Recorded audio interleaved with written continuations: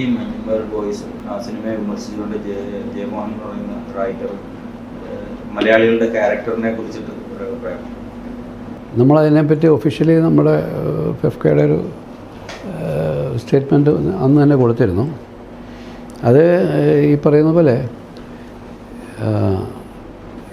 ഈ കഥയുടെ ഈ പോകുന്ന ചെറുപ്പക്കാരെന്ന് പറയുന്നത് അവരെല്ലാം സാധാരണക്കാർ പെയിൻറ്റ് പണിക്ക് പോകുന്നവരും അങ്ങനത്തെയൊക്കെ ചെറിയ വർക്ക്ഷോപ്പിൽ പണിയുന്ന ആൾക്കാരൊക്കെയാണ്. അവരുടെ ഒരു എൻജോയ്മെൻ്റ് എന്ന് പറയുന്നത് ഇങ്ങനത്തെ യാത്രകൾ. അത് സാധാരണമാണ്. ഇപ്പം നമ്മുടെ നാട്ടിൽ ഒരാഴ്ച ജോലി ചെയ്ത് കഴിഞ്ഞാൽ 2 ദിവസം അത് അവർ എന്തെങ്കിലും ഒരു യാത്ര പോവുക, ട്രിപ്പ് കഴിക്കുക. പിന്നെ ഈ മദ്യപാനത്തെക്കുറിച്ചാണ് അയാൾ പറഞ്ഞത്. മദ്യപാനം എന്ന് പറയുന്നത് അവരെ മാത്രം കുറ്റമായിട്ട് കാര്യമില്ല, നമ്മുടെ സ്റ്റേറ്റിൻ്റെ ഏറ്റവും വലിയ വരുമാനമാണ്. സ്റ്റേറ്റ് പ്രൊമോട്ട് ചെയ്ത് സ്പോൺസേഡ് ആയിട്ടുള്ള ആൾക്കാരാണ് അവർ.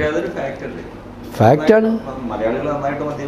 ഉണ്ട് നമുക്ക് അതെ. പക്ഷേ അത് മലയാളികൾ മാത്രമല്ല, തമിഴ്നാട്ടിലോട്ടോ മറ്റു കാലം നമുക്ക് തമിഴ്നാട്ടിൽ ഞാൻ കുറേ കാലം ജീവിച്ച ആളാണ്. ഇപ്പം നമുക്കറിയുകയും ചെയ്യാം. അല്ല, എല്ലായിടത്തും ഉണ്ട് ഇത്തരത്തിലുള്ള ആൾക്കാർ. മലയാളികളെ മാത്രമായിട്ടും നമുക്കതിനെ ഇങ്ങനെ ടാർഗറ്റ് ചെയ്തിട്ട് അറ്റാക്ക് ചെയ്യാൻ പറ്റില്ല. കാരണം ജയമോഹൻ എന്ന് പറയുന്ന ആൾ കുറച്ചും കൂടെ നമ്മൾ റെസ്പെക്റ്റബിളായിട്ട് കണ്ട ഒരു റൈറ്ററാണ്. അയാൾ മണിരത്നത്തിലൂടെയൊക്കെ സിനിമകളൊക്കെ ചെയ്യുന്ന ആൾക്കാരാണ്. മലയാളത്തിൽ 2-3 സിനിമകളൊക്കെ ചെയ്തു. പക്ഷേ ഇത്ര ഇറസ്പോൺസിബിളായിട്ടുള്ള രീതിയിലുള്ള ഒരു നിരീക്ഷണം നടത്താൻ പാടില്ലായിരുന്നു എന്നുള്ളതാണ്. കാരണം ഒന്നാമത്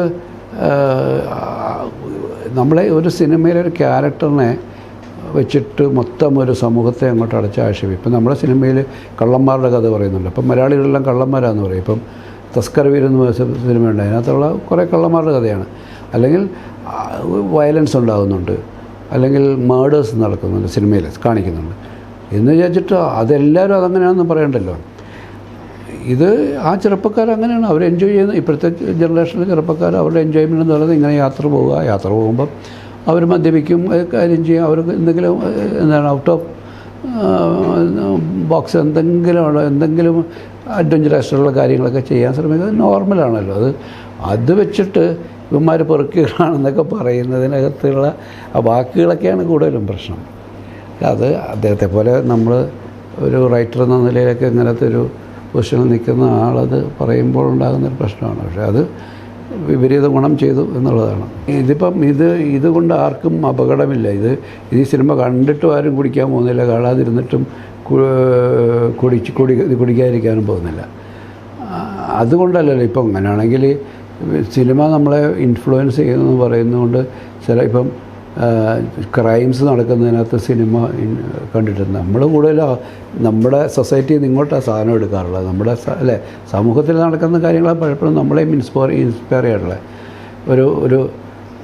ഇപ്പോൾ റീസെൻ്റായിട്ട് നടന്ന ഒരു വിഷയം ഞാനത് പിന്നീട് പറയാം. ഞാനത് മൂവിക്ക് വേണ്ടിയിട്ടുള്ളൊരു ആലോചനകളുണ്ട്. റീസെൻ്റായിട്ട് നടന്നൊരു നമ്മളെ വളരെ സെൻസേഷൻ ഉണ്ടാക്കിയൊരു ഇഷ്യൂ ഉണ്ട്. ഒന്ന് ഈ മൃഗങ്ങളുടെ കടന്നു കയറ്റമാണ് ഇങ്ങോട്ടേക്കുള്ള. അതിനേക്കാളും ക്രൂരമായ മൃഗങ്ങളെക്കാളും മോശമായ മനുഷ്യരുടെ ഒരു അവസ്ഥയുണ്ട്. മൃഗങ്ങളെ ചികിത്സിക്കാൻ പോയ ആൾക്കാർ കാണിച്ചു കൂട്ടിയ കാര്യങ്ങളാണ്. അപ്പോൾ ഇതൊരു ഭയങ്കര കോൺട്രാഡിക്ടറി ആയിട്ടുള്ള അതൊരു സിനിമയ്ക്കുള്ളൊരു വിഷയമാണെന്ന് ഞാൻ ചിന്തിച്ചു തുടങ്ങിയിട്ടുണ്ട്. അത് നമ്മുടെ മുമ്പിൽ കണ്ട കാര്യങ്ങളിൽ നിന്നാണ് എടുക്കുന്നത്.